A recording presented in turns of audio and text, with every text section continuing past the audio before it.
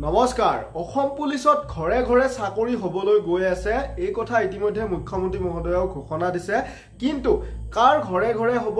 যি সকলৰ নিকি ঘৰত যোগ্য বয়সৰ লৰা বা ছোৱালী আছে হাইট আছে চেষ্ট আছে সেই লৰা ছোৱালীৰ ঠিকে তাৰ পিছত তেওঁলোকে ৰেগুলাৰ লং জাম্প বা ৰানিং প্ৰেক্টিস কৰি আছে সেই সকলৰ প্ৰতিখন ঘৰতে কি হ'ব পুলিচৰ এটা এটা চাকৰি হ'ব তো মই মুখ্যমন্ত্ৰী মহোদয়ৰ ভাষণৰ ক্লিপ আপোনালোকক শুনুৱাই দিম আপোনালোকে ভিডিঅ'টি স্কিপ নকৰিব তাৰ পিছতে প্ৰথমে অসম পুলিচৰে নিযুক্তি হ'ব আপোনালোকে যে শুনি আহিছে ডাঙৰ নিযুক্তি হ'ব 35000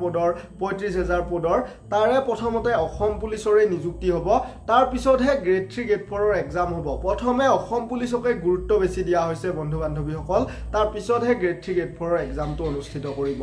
আনহাতে যদি আপোনালোকে মুখ্যমন্ত্ৰীৰ আত্মনিৰ্ভৰ অসম আঁচনিৰ ইন্টাৰভিউ দিছিলে বা এপ্লাই কৰিছিলে চিন্তা নাই কিয়নো সকলোৱে 2 লাখটো পাবই সকলোৱে 2 লাখটো পাবই মুখ্যমন্ত্ৰী মহোদয়ে ঘোষণা দিছে মই ঘোষণাবিলাক আপোনালোকক ভিডিঅ'টিৰ শেষত শুনুৱাই দিম আপোনালোকে ভিডিঅ'টি স্কিপ নকৰিব গোটেই আটাইখিনি তথ্য আপোনালোকে এই ভিডিঅ'তে পাব গতিকে ভিডিঅ'টি মোৰ হৈতে শেষলৈকে চাব আৰু যদি আমাৰ চেনেলটি আপোনালোকে সাবস্ক্ৰাইব কৰা নাই সাবস্ক্ৰাইব কৰি বেল আইকনটো প্ৰেছ কৰি ল'ব আৰু আপোনাৰ বন্ধু বান্ধৱীৰ হৈতেও শ্বেয়াৰ কৰিব তো ফ্ৰেন্ডস সকল প্ৰথমটো আমাৰ যেটো পইণ্ট আছিল প্ৰথমে অসম পুলিচৰ নিযুক্তি হ'ব তাৰ পিছতহে বাকি গ্ৰেড 3 গ্ৰেড 4 ৰ নিযুক্তি প্ৰক্ৰিয়াটো আৰম্ভ হ'ব কিয় এইটো এটা ডাঙৰ প্ৰশ্ন কিয়নো বন্ধু বান্ধৱীসকল অসম পুলিচৰ এটা ফিজিক্যাল থাকে ফিজিক্যাল ইন্টাৰভিউ থাকে যেটো নেকি গ্ৰেড 3 গ্ৰেড 4 ত নাথাকে গতিকে অসম পুলিচৰ ফিজিক্যাল প্ৰথমে আৰম্ভ হ'ব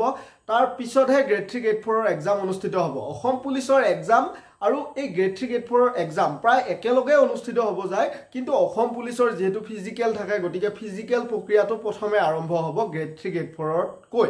মুখ্যমন্ত্ৰী মহোদয়ে জনাইছে যে অসম পুলিচৰ যেটো নিযুক্তি প্ৰক্ৰিয়া হেতু জুলাইত হ'ব তাৰ পিছতে গ্ৰেড 3 গ্ৰেড 4 আগষ্টত হ'ব আৰু শিক্ষক নিযুক্তি সেপ্টেম্বৰত হ'ব বুলি জনাইছে এতিয়া অসম পুলিচৰ প্ৰতিখন ঘৰতে অসম পুলিচত এজনকৈ সদস্যই চাকৰি পাব কেনেকৈ চাকৰি পাব যদি আপোনাৰ ঘৰত যোগ্য লৰা বা ছোৱালী আছে বয়স মিলিব লাগিব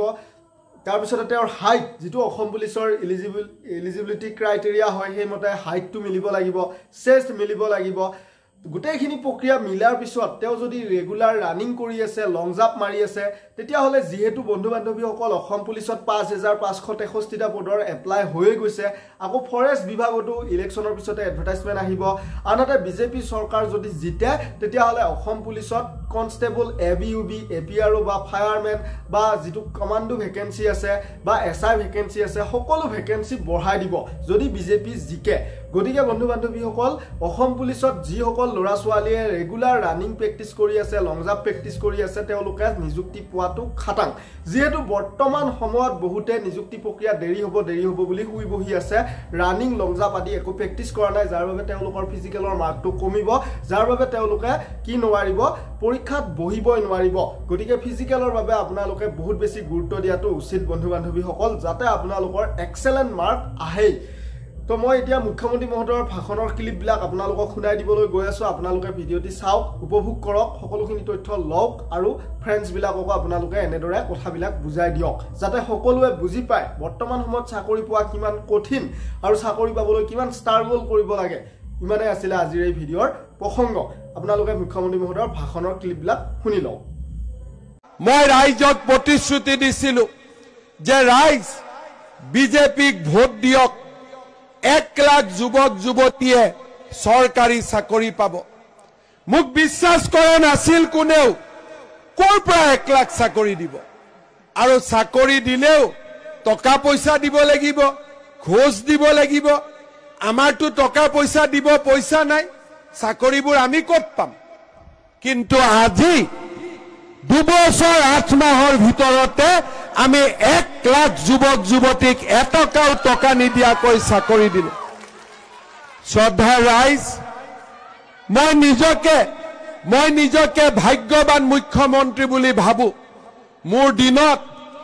এছিএছৰ চাকৰি কোনে পায় বজাৰত তৰকাৰী বিক্ৰী কৰা লৰাজনে পায় মোৰ দিনত পুলিচৰ চাকৰি কোনে পায় যি মাকে কাৰোবাৰ ঘৰত হাজিৰা কৰে সেই মাকৰ লৰাই আজি পুলিচৰ চাকৰি পায় কোনো মুখ্যমন্ত্ৰীয়ে এনেকুৱা দিন দেখা নাছিল আৰু আজি আমাৰ ল'ৰা ছোৱালীৰ যাতে আস্থা আৰু বিশ্বাস অটুট থাকে 1 লাখ চাকৰি হৈ যোৱাৰ পিছত আজি এই খোৱাঙৰ পবিত্ৰ ধৰণীৰ পৰা মই ঘোষণা কৰিছো যে আৰু 50,000 ল'ৰা ছোৱালীক আমি চৰকাৰী চাকৰি দিম। জুলাই মাহত পুলিচৰ, আগষ্ট মাহত তৃতীয় চতুৰ্থ বৰ্গৰ, ছেপ্টেম্বৰত শিক্ষকৰ আৰু 50,000 নতুন চৰকাৰী চাকৰি। যিসকল ল'ৰাই চাকৰি নাপাব, ব্যৱসায় বাণিজ্য কৰিবলৈ 2 লাখ ল'ৰা ছোৱালীক মই বেংকত নোহোৱাকৈ চৰকাৰৰ পৰা ডাইৰেক্টলি 2 লাখ টকাকৈ লোন দিম। ইণ্টাৰভিউ চলি আছে, বেংকত যাব নালাগে, চৰকাৰে টকা দিব, ব্যৱসায় বাণিজ্য কৰি পিছত বেংকত যাব। চাকৰি কৰাই চাকৰি কৰক, ব্যৱসায় কৰাই ব্যৱসায় কৰক। আমি এখন নতুন অসম নিৰ্মাণ কৰিম।